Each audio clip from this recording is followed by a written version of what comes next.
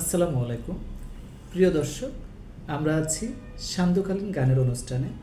আমাদের এই গান প্রচার হচ্ছে সরাসরি আমাদের ব্যক্তিগত স্টুডিও থেকে, উত্তরা ৯ নম্বর সেক্টর ৭-সি ৪৮ নম্বর বাড়ি থেকে। প্রায় সময় আমাদের অফিস শেষে আমরা এইভাবে গানে গানে অথবা গল্পে কবিতায় আমাদের সময় পার করি, আমাদের ছাদে কিংবা ব্যক্তিগত স্টুডিওতে।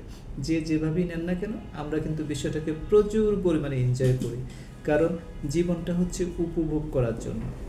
সো আমি এখন আমার পাশে যিনি আছেন সম্মানিত অতিথি, আমি আপনাদেরকে পরিচয় করে দিব আমাদের সে সম্মানিত অতিথিকে। অতিথি হচ্ছেন আমাদের সবার প্রিয় মোস্তফা কামাল ভাই। উনি একজন কণ্ঠশিল্পী, প্রফেশনালি উনি একজন ব্যবসায়ী, কিন্তু ওকেশনালি উনি একজন কণ্ঠশিল্পী। অন্যদিকে যদি বলি, উনি একজন সাধক এবং বড় মাপের সাধক। উনি গান শুনে শুনে নিজে যেভাবে আয়ত্ত করেছেন, যেইভাবে উনি ফিল করে গানটাকে গান, আমার বিশ্বাস একটু পরেই আপনারা সেটা ফিল করতে পারবেন। তো আমরা গতকালকে কিছু গান শুনেছি, আজকেও কিছু গান শুনবো। আজকে যে গানগুলি শুনবো সেই গানগুলির মধ্যে বেশি সময় নেব না। আমাদের বিরহ খ্যাত, মানে বিরহ গানে যিনি বাংলাদেশে অনেক বেশি নাম করেছেন, সবাই চিনেন মনির খানকে। সবার প্রিয় মনির খানের গান দিয়ে শুরু করব। কামাল ভাইয়ের কাছ থেকে বিনীতভাবে অনুরোধ করব মনির খানের যে কোনো একটা আপনার পছন্দ মতো গান দিয়ে আজকে আমাদের অনুষ্ঠান শুরু করার জন্য। যাক, ভাই অনেক সুন্দর উপস্থাপন করেছে। আমি আসলে কখনোই গান শিখি নাই, কোনো প্রতিষ্ঠানেও না, কোনো শিক্ষকের কাছেও না। আমি একা একাই শুধু যতটুকু মনের সুখে, মনের আনন্দে যতটুকু গেয়েছি জীবনে। যাই হোক, এখন মনির খানের একটা গানের কিছু অংশ গাচ্ছি। এমন কপালে সঙ্গে নিয়া আইসি দুনিয়ায়, আমার সুখে পালাইয়া গেল চোখে অশ্রুর বন্যায়। এমন কপালে সঙ্গে নিয়া আইসি দুনিয়ায়, আমার সুখে পালাইয়া গেল চোখে অশ্রুর বন্যায়। জনম বইরা দিলে প্রেমের নীরব যন্ত্রণা, অঞ্জনা রে অঞ্জনা, অঞ্জনা রে অঞ্জনা। দুজুকের আগুনে জ্বলে এই বুকে, এ যে কি ভীষণ যন্ত্রণা।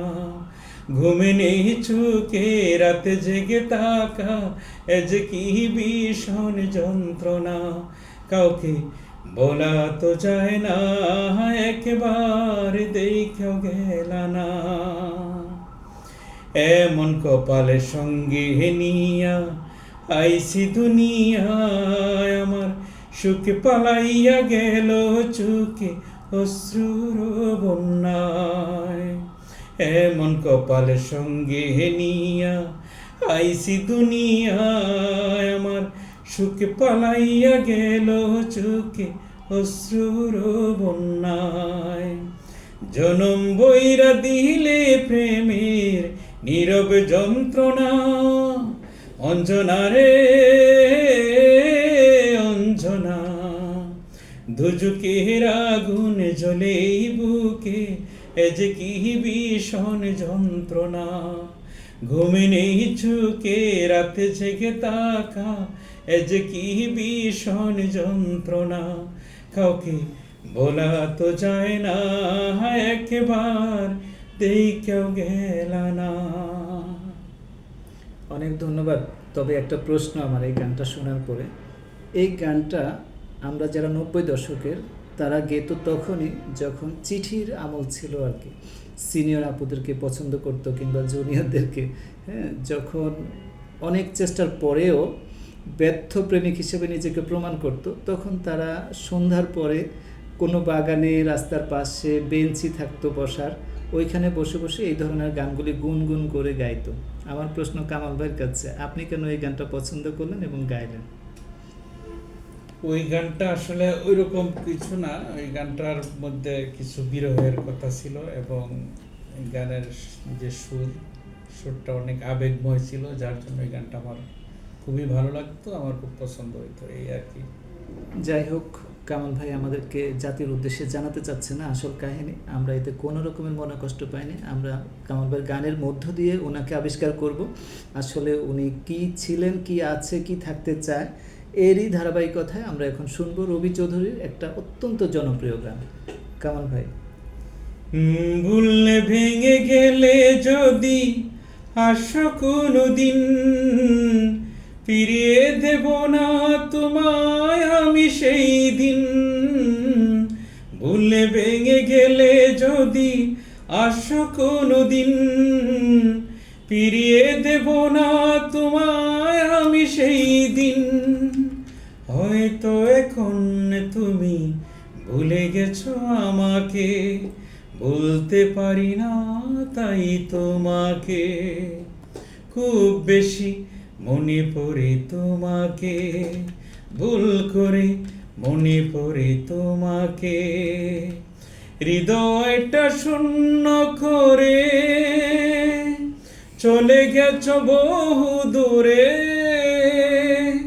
বলতে পারি না তাই তোমাকে।